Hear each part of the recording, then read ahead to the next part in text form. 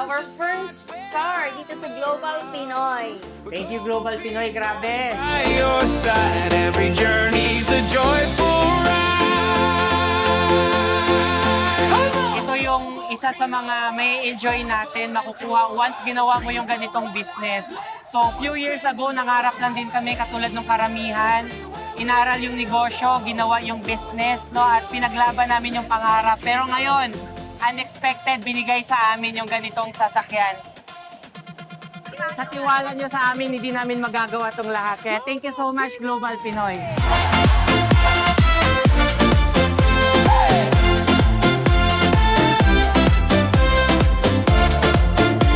Siyempre, pasalamatan siya po si Lord. Thank you, Lord.